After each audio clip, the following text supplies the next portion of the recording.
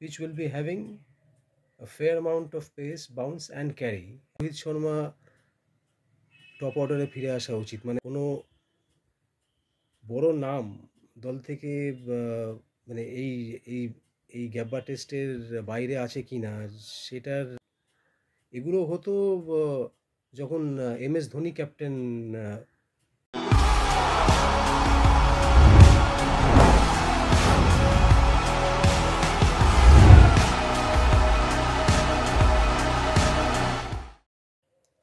নমস্কার, উইলোর উইলে আপনাদের সকলকে স্বাগত। আমি দ্য টেলিগ্রাফ পত্রিকার সায়ক ব্যানার্জি। আগামীকাল থেকে শুরু হচ্ছে ভারত ও অস্ট্রেলিয়া তৃতীয় টেস্ট ব্রিসবেনের গ্যাবায়।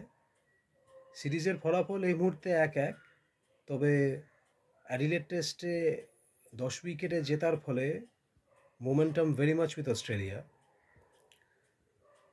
তবে যেটা ভারতের পক্ষে এখনও যেটা একটা অ্যাডভান্টেজ, সেটা হচ্ছে যে অস্ট্রেলিয়ার টপ অর্ডার সেটা কিন্তু এখনও যথেষ্ট ভালনারেবলই দেখাচ্ছে।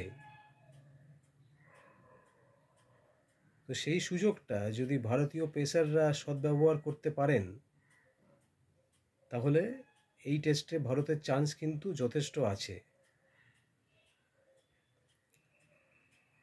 পিচের দিক থেকে দু দলের ব্যাটসম্যানদেরই আমার যেটা মনে হয় সমস্যার কারণ আছে। কারণ এই পিচ 2021-এ যে টেস্ট ম্যাচ হয়েছিল দুই দলের মধ্যে,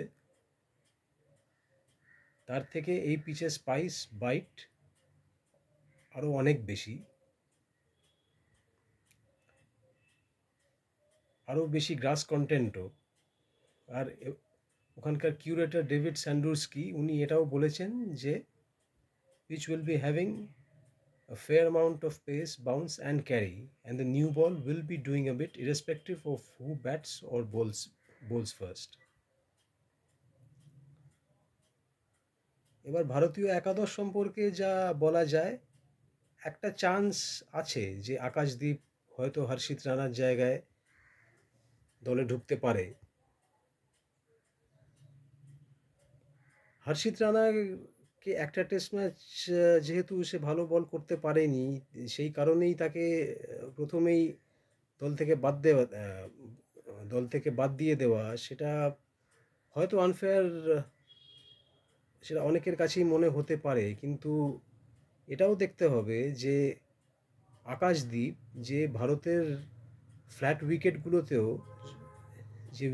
যে নিউ বলে উইকেট পেয়েছে, মানে নিউ বলটাকে সদ্ব্যবহার করেছে ঠিক মতো, তাকে why was he dropped in the first place, এটাও কিন্তু একটা দেখার মতো বিষয়।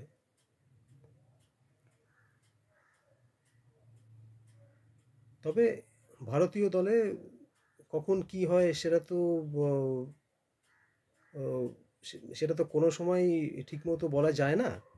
তো হয়তো দেখা গেল যে হর্ষিত রানাই খেললো, কিন্তু আকাশদীপের খেলার সম্ভাবনাও যথেষ্ট আছে। এবং লোন স্পিনারের স্পট যেটা আমার মনে হয় রবিচন্দ্রন অশ্বিন হয়তো বাদ পড়তে পারেন। আর ওর জায়গায় ভারতের দুটো অপশান আছে, রবীন্দ্র জাদেজা আর ওয়াশিংটন সুন্দর। আমার মনে হয় কিছুটা হলেও জাদেজা যা ফেভারিট, কারণ জাদেজার যা এক্সপিরিয়েন্স এবং ওভারসিজ টেস্টে এতদিন সেই ভারতের 1 নম্বর স্পিনার হয়ে উঠেছে। আর ওয়াশিংটন সুন্দর, হ্যাঁ,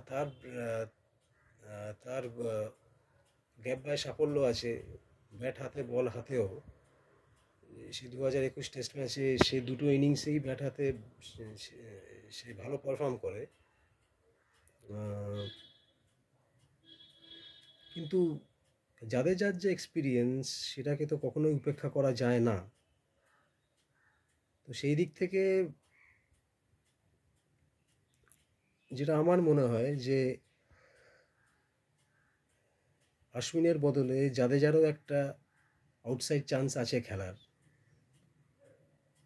আর ব্যাটিং কম্বিনেশন নিয়ে কথা বলতে গেলে এটাই বলতে হয় যে রোহিত শর্মা টপ অর্ডারে ফিরে আসা উচিত, মানে আবার মানে he should be back to opening, কারণ যার বেশিরভাগ রানই আসে অ্যাজ অ্যান ওপেনার, সে হঠাৎ আহ, এত বছর পর মিডল অর্ডারে চলে গেল। এবং অ্যাডিলেডে আমরা দেখতেই পেয়েছি যে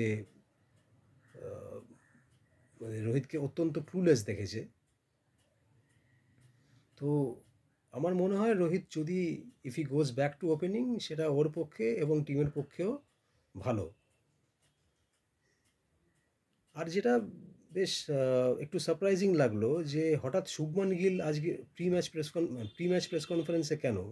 ইউজুয়ালি প্রি ম্যাচ প্রেস কনফারেন্সে আমরা দেখি আইদার ক্যাপ্টেন ওর কোচ, বা সেরকম হলে যে টিমের ভাইস ক্যাপ্টেন সে আসে। কিন্তু এখানে একজন চলে এলো যে এর কোনোটাই নয়, জাস্ট টিমের সিনিয়র প্লেয়ার একজন। এগুলো হতো যখন এম এস ধোনি ক্যাপ্টেন, যখন এম এস ধোনি দলের ক্যাপ্টেন ছিলেন, তখন এইসব প্রি ম্যাচ প্রেস কনফারেন্সে র্যান্ডম প্লেয়ার চলে আসতো, বা কোচিং স্টাফের এমন কেউ এলো যার দলে অ্যাজ সাচ কোনো ফাংশনই নেই। তো এই শুভমান গিলের প্রেস কনফারেন্সে আসা, এর পেছনে কি অন্য কোনো মেসেজ আছে কি না, কোনো বড় নাম দল থেকে মানে এই এই গ্যাব্বা টেস্টের বাইরে আছে কি না, সেটার আহ, সেটা কি কোনো ইঙ্গিত দিয়ে গেল কি না, সেটা তো কাল সকালেই বোঝা যাবে। আর এছাড়া মানে আগের টেস্ট ম্যাচে যাই হয়ে থাকুক না কেন, আমি এখনও এটাই মনে করি যে going into this third test, both teams are on an equal footing. আর হোপফুলি আমরা এই টেস্টে রোহিতকে ওপেন করতেই দেখব, যদি না কোনো সারপ্রাইজ ইন স্টোর আমাদের সকলের জন্য থাকে। অনেক ধন্যবাদ।